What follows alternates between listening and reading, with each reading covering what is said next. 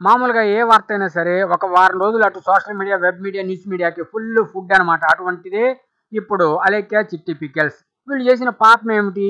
సరే ఆడపిల్లలు కదా అని వదిలేయమంటే ఎవడు వదిలేయట్లా. రకరకాల మీమ్స్ క్రియేట్ చేస్తున్నారు, యాడ్స్ క్రియేట్ చేస్తున్నారు, రకరకాల వీడియోలు వదులుతున్నారు. సోషల్ మీడియా ఫుల్గా నిండిపోయింది. అంటే ఇంకో వారం రోజులు ఇదే వార్త కంటిన్యూ అవుతుంది. ఆ తర్వాత మరొక వార్త అనమాట.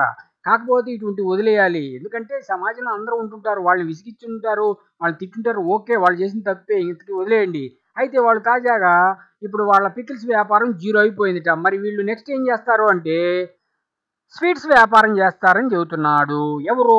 నా అన్వేషు ప్రపంచ యాత్రికుడు. ఇదేదో నేను చెప్పింది కాదు, ఆయన చెప్పాడు. మీరెందుకంటే ఆయన వీడియో కానీ ఒకసారి చూసారంటే తాజా వీడియో మీకు అర్థమైపోతుంది. ఆయనే చెప్పాడు వీళ్ళు స్వీట్స్ వ్యాపారం చేస్తారని. మరి ఈ స్వీట్స్ వ్యాపారం కూడా సరిగ్గా చేస్తారని. ఎందుకంటే ఆడపిల్లయ్యా చక్కగా ఉన్నారు. సరే వాళ్ళవేవో వాళ్ళ ఉంటాయి. వాళ్ళని తిడుతూ ఉంటారు. అటువంటి పట్టించుకొని మనం రకరకాల మీమ్స్ అవి ఇవి క్రియేట్ చేస్తే ఎట్లా? కానీ ఇప్పుడు చూడండి, ఒక్క వారమే. వారం తర్వాత ఏముండదు. అంతా గప్చేప్. ఆ తర్వాత మరలా కొత్త వాట్సాప్ ఛానల్ క్రియేట్ చేస్తారు. కొత్త వాట్సాప్ మెంబర్లు వస్తాయి. మరలా కొత్త వ్యాపారం. ఇదేదో నేనేదో చెప్పట్లేదు, వేరే ఎవరు చెప్పట్లేదు. వాళ్ళ బంధువు, నేను బంధువునే అన్నాడు, మా వైజాగ్ అన్నాడు. ఆయన నా అన్వేషు ప్రపంచ యాత్రికుడే చెప్పాడు. వాళ్ళు స్వీట్స్ వ్యాపారం చేయబోతున్నారు. లడ్లు, జాంగ్రీ, బూందీ, పూతరేకులు, అవి ఇవి అలవాలు, అరిసెలని.